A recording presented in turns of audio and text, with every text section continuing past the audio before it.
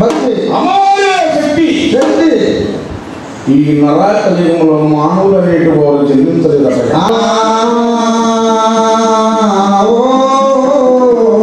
శబ్దం దాల్చి ఉన్నది. అయితే చూసావా అమ్మవారు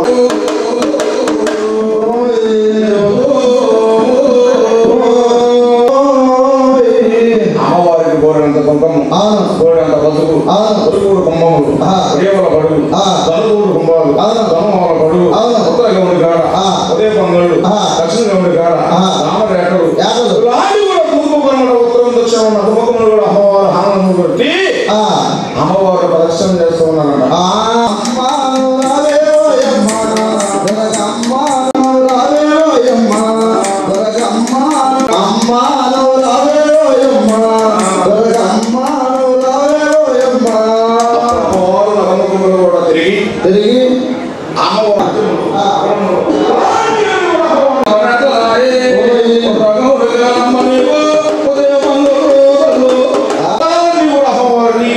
ఇబ్బంది పెడుతూ ఉన్నాయంట. ఇబ్బంది ఎప్పుడైతే పెడుతూ ఉన్నాయో మహాబలి అక్కడ తమ్ముడిని కూతురు పిలుస్తూ ఉన్నారు అమ్మవారు. అయ్యా తమ్ముడా, ఈ యొక్క పట్టణం పరిపాలించే వారు ఎవరు? తమ్ముడు మానసరాజు భక్తులు ఉన్నారు. వారు ఏమి చేయలేదు. అలాగే చెప్పేసి మహాతల్లికి 1000 సంవత్సరంలో ఉన్నాయట. విధానంలో నాకు అన్నదానం లేదు అని చెప్పేసి తమ్ముడు పోతురాజుని పిలుస్తున్నాడట.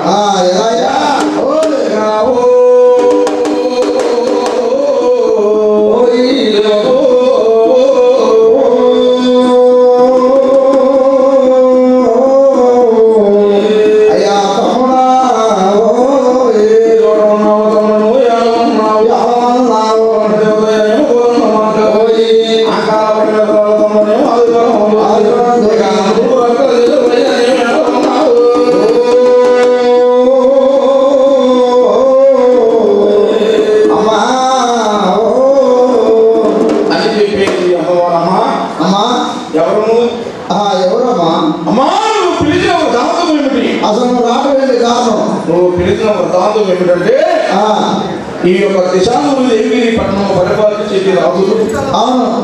ఈ యొక్క అమ్మవారు గౌడు కాలంలో రాలేకపోతే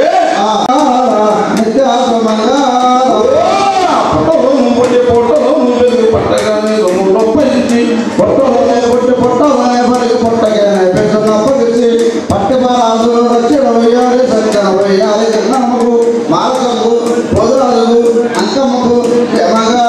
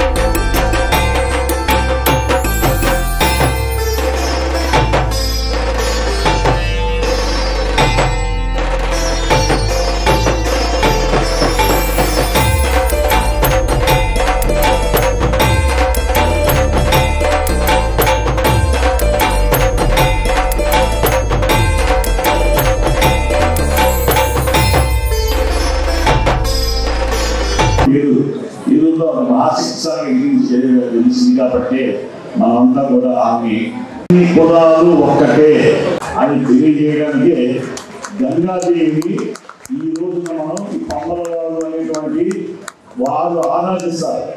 పంబలవారు అనేవారు అర్చకుడు గంగాదేవి, ఈశ్వరుడేమో బ్రాహ్మణ అర్చకుడు.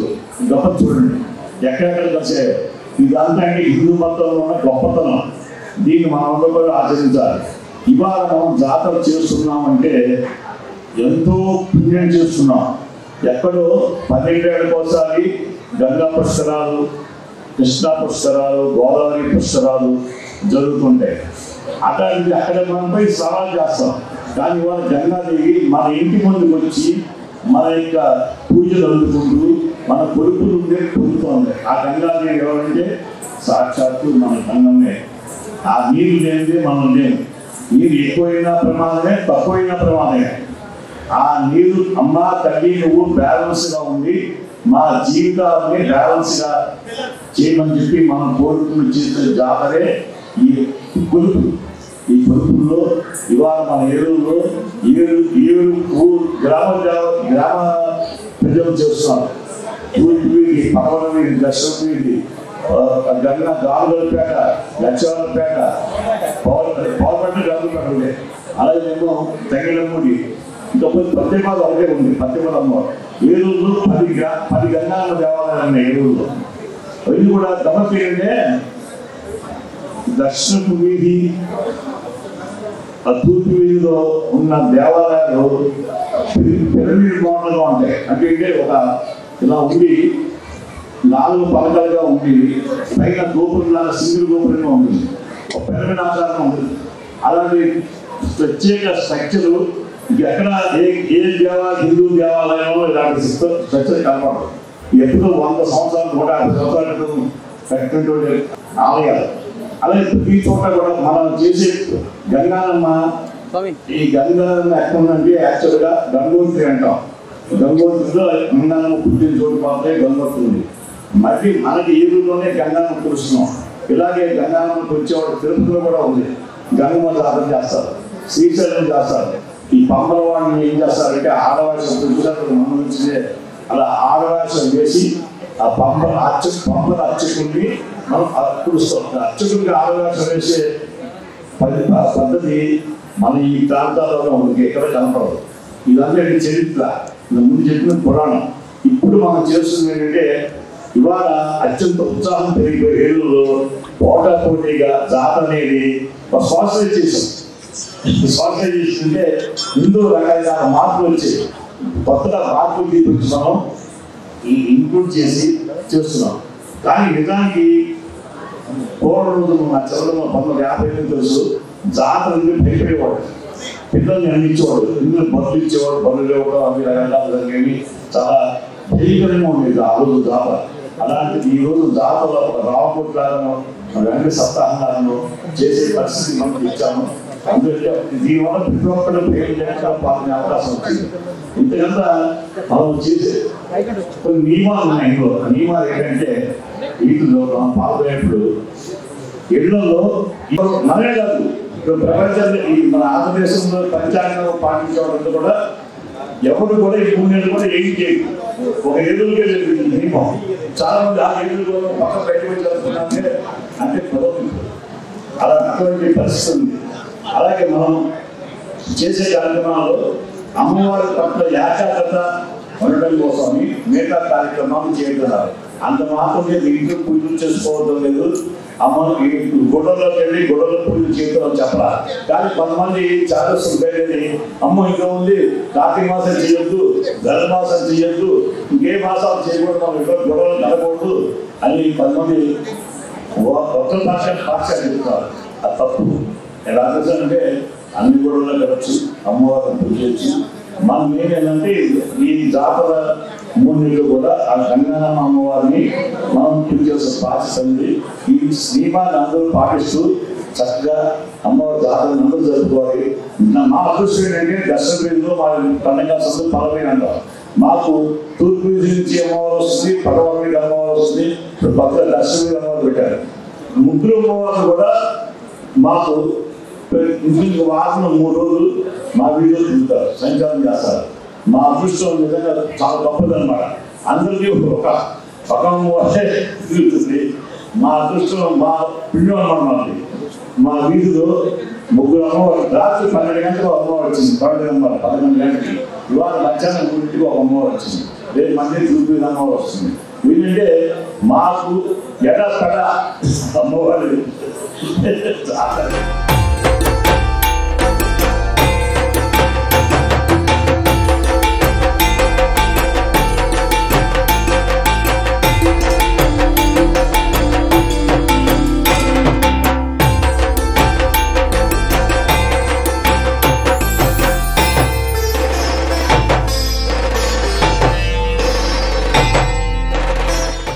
మరి ఈ కార్యక్రమం ఇచ్చేసినటువంటి అందరికీ కూడా హృదయపూర్వక ధన్యవాదాలు. ఈ రోజున మరి ఏలూరులో ఇంత అద్భుతంగా చేస్తున్నటువంటి ఈ కమిటీ మెంబర్స్ అందరికీ కూడా నన్ను మనందరి తరఫున కూడా పథకాలతో వారికి కృతజ్ఞతలు చెప్పాలి. ఎందుకంటే 2.5 నెలలు వీళ్ళు అమ్మవారి జాతర గురించి ఎంతో శ్రమించినా కానీ ఆ కార్యక్రమం జరగదు. ఇది అంతా కూడా వారికి సత్కారం చేసిన వెంటనే ప్రసాద విధానం పంచాన్న అంటే అమ్మవారికి నివేదించినటువంటి పంచాన్న ప్రసాదం మీకు అందరికీ కూడాను అరేంజ్ చేశారు.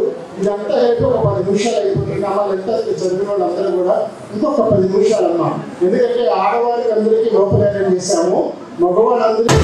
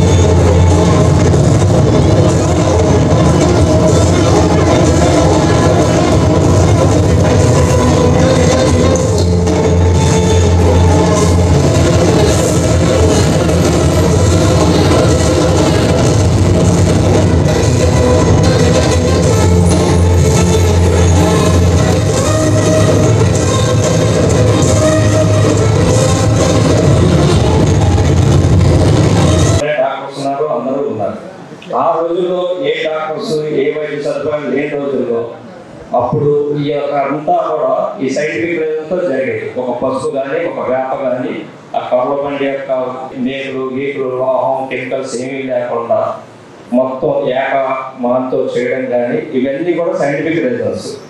ఆ రోజు మనకి ఏదైతే నెగిటివ్ ఎనర్జీ ఉందో ఆ నెగిటివ్ ఎనర్జీని ఈ క్రతువు జనరల్గా మన గుళ్ళో చేసేది ఈ ఏదైతే అమ్మవారు ఉంటారో వాళ్ళకి చేసేది పూజ. ఆ పూజ చేయడానికి పురోహితులు ఉన్నారు.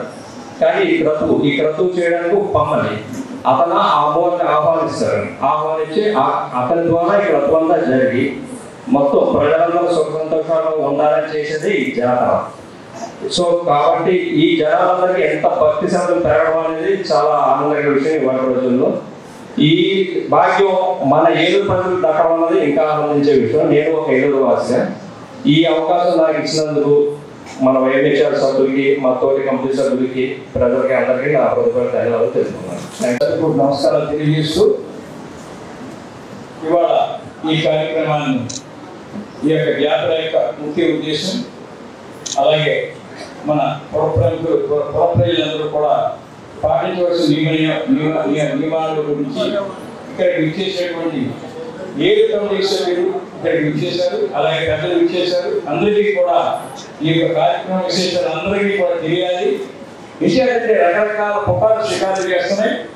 ఈ యొక్క దీన్ని పూర్తిగా అవగాహన చేసుకుని అసలు ప్యాంప్లెట్ రూపంలో చక్కగా ఎవరైనా స్పాన్సర్స్ అందరికీ ఏమైనా చేస్తాం ప్రతిదీ కూడా క్లియర్గా అందరికీ అర్థమయ్యేలాగా అవగాహన కలిగించాలని చెప్పి నేను ఈ యొక్క కమిటీ సభ్యులందరికీ నేను మనవి చేస్తున్నా. ఇవాళ ముఖ్యంగా గ్రామ దేవతలు అయితే ఒక ఊరు ఏ ఊరు ఆ ఊరికి గ్రామ దేవతలు ఉన్నారు. ప్రతి గ్రామ దేవత ఒక విశిష్టత ఉంది.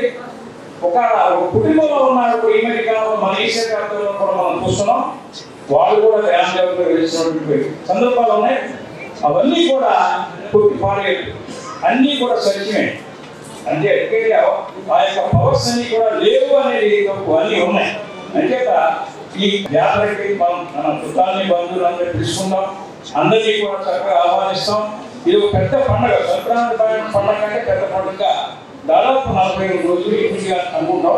ఇది అంత పెద్ద పండుగ మనం చేస్తున్నాం కాబట్టి అందరూ దీన్ని ఆస్వాదించి నియమావళిని మనం శ్రద్ధగా ఈ యొక్క ఉత్సవాలకి జాతర యొక్క పద్ధతులన్నీ మనం చక్కగా పాటించినట్టయితే అన్నీ కూడా మన మంచి జరుగుతాయని, ఏలూరు ప్రజలకే కాకుండా చుట్టుపక్కల ప్రజలందరూ కూడా మంచి జరగాలని చెప్పి ఈ యొక్క నాకు అవకాశం కల్పించినటువంటి కమిటీ సభ్యులందరికీ నా హృదయపూర్వక ధన్యవాదాలు తెలియజేస్తూ సెలవు.